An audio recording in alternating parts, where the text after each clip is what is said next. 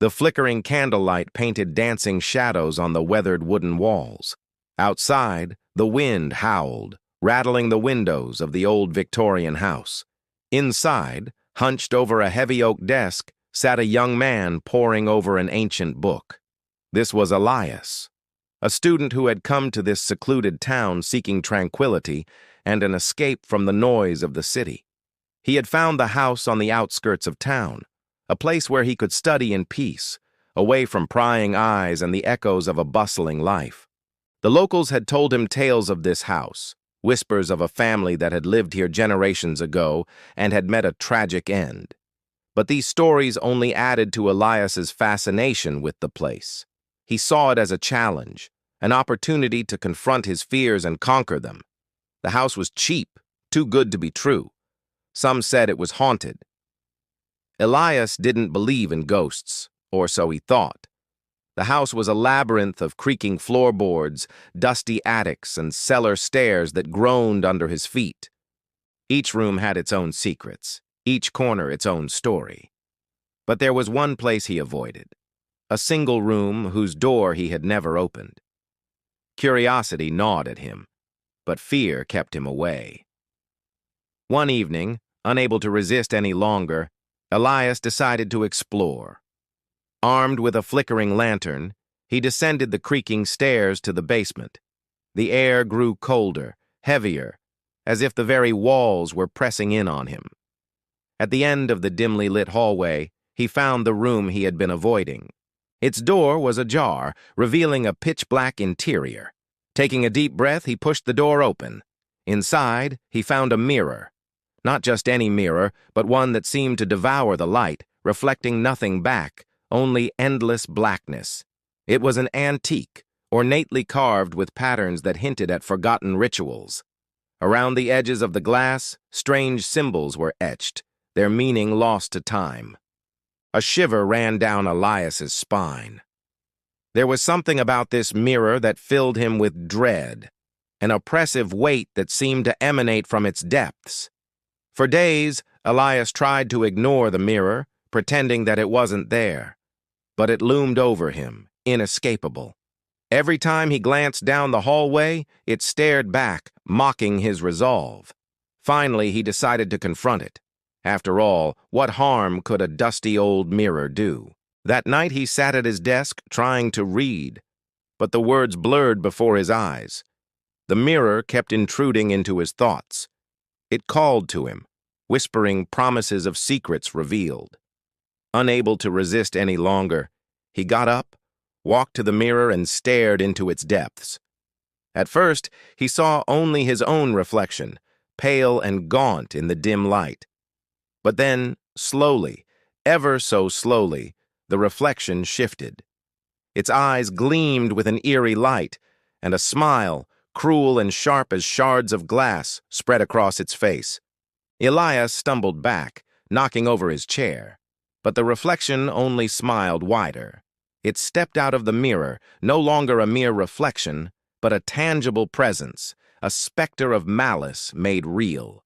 Terror froze Elias to the spot.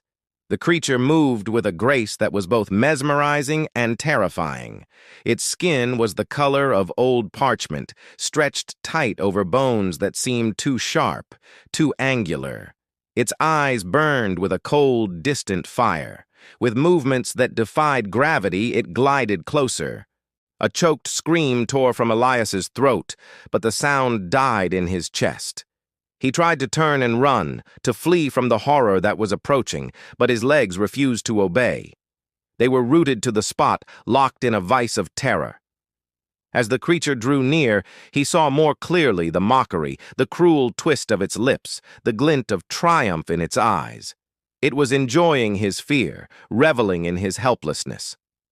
The room seemed to grow colder, sucking the warmth from Elias's body, draining the life from his veins. And then, as quickly as it had appeared, the creature vanished, melting back into the mirror. When Elias finally regained his senses, he stumbled back to his desk, his heart hammering against his ribs. The candle flame sputtered in the sudden draft, casting grotesque shadows that danced on the walls. Was it real or a figment of his imagination? A trick of the flickering candlelight? The next night the creature returned. It beckoned to Elias with an elegant gesture, its eyes burning with an otherworldly light. It wanted him to follow, to enter the mirror. Torn between terror and morbid curiosity, Elias found himself stepping forward. He reached out a shaking hand and touched the icy cold glass. The world rippled, the candle flame flared, and he was pulled through. He tumbled into darkness, the scent of decay heavy in the air. When his eyes adjusted, he found himself in a place that defied logic. Above, instead of a ceiling, there was a swirling vortex of stars. The room was circular, its walls lined with rows upon rows of mirrors, each reflecting a distorted version of the other. And in each mirror, Elias saw the creature, watching him with amusement. Then, from the darkest corner, a voice echoed, ancient and malevolent. "So you have found your way here. I've been expecting you." The voice sent chills down Elias's spine. Who was it? Why had it summoned him to this place? The creature glided forward, its movements fluid and graceful. "Who are you?" Elias whispered, his voice hoarse with fear. "I am the guardian of this place," the creature replied, its voice echoing with an unearthly resonance. "And you," it continued, its eyes boring into Elias's soul, "are the key." Before Elias could respond, the room began to shift. The mirrors rippled, the walls twisted, and the creature took on a new form. This one was regal, almost majestic in its bearing. Its features were sharper now, its eyes blazing with power. "What do you want from me?" Elias asked, his voice barely a whisper. "To break the cycle!" the creature boomed. "You are the last of your kind. You can end this torment." The creature approached, and Elias saw not a monster, but a being of unimaginable power. Its eyes, once filled with malice, now held a glimmer of hope. "What do you mean?" Elias asked, his voice trembling. "This house has been cursed for generations," the creature explained. "You can lift the curse, bring peace to these tormented souls."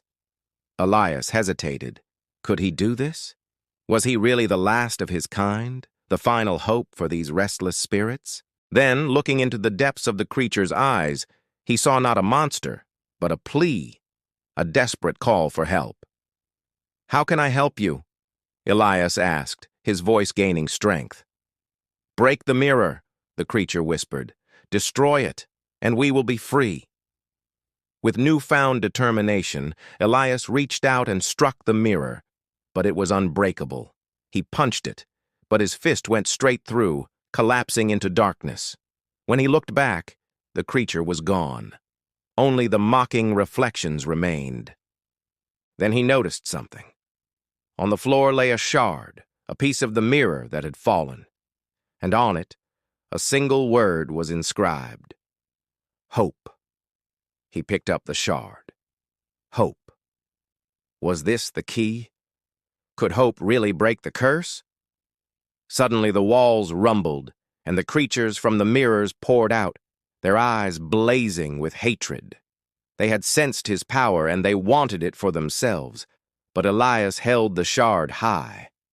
"I may be just one," he shouted, "but I have hope, and that is enough." As he spoke, the shard glowed. The creatures recoiled, shrieking in agony. Elias raised it higher, and the light intensified, banishing the creatures back into the mirrors. One by one, the mirrors shattered, releasing the trapped spirits.